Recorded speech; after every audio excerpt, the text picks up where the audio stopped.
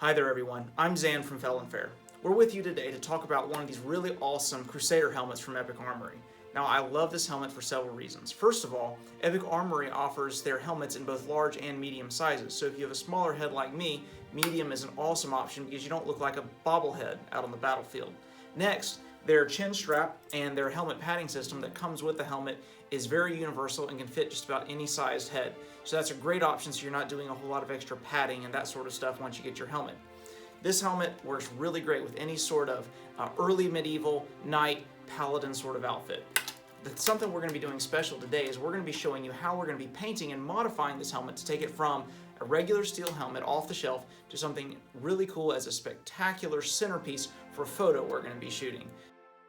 Our first step will be to use degreasing soap and a scrub brush to thoroughly clean the helmet. We'll remove all oil, dirt, and grease. Often these helmets come packed in quite a bit of oil, so you want to make sure it's thoroughly removed. Next, we will go ahead and dry the helmet, once again making sure that you'll get all the cracks and crevices. You can use a heat gun or a blow dryer to speed the process if you wish.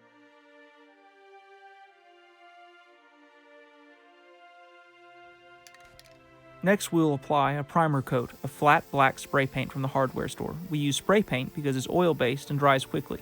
If you apply acrylic paint directly to a helmet, it will rust the metal underneath the paint. Once our primer coat is dry, we will use our acrylic gold leaf paint to paint the front and lower portion of the helmet. This may require a couple coats.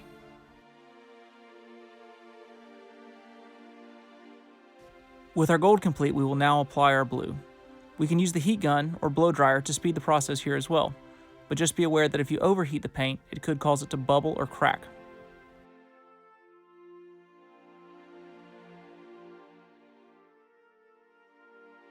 Once our paint is dry, we will weather our helmet by applying a wash, that is black paint diluted in water.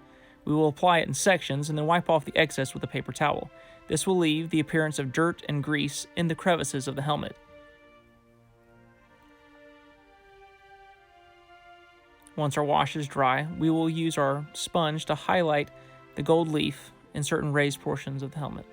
All right, now that we have our black wash on here to imitate grit and grime, we're going to go ahead and give this some battle damage. So pay very close attention because this is very technical.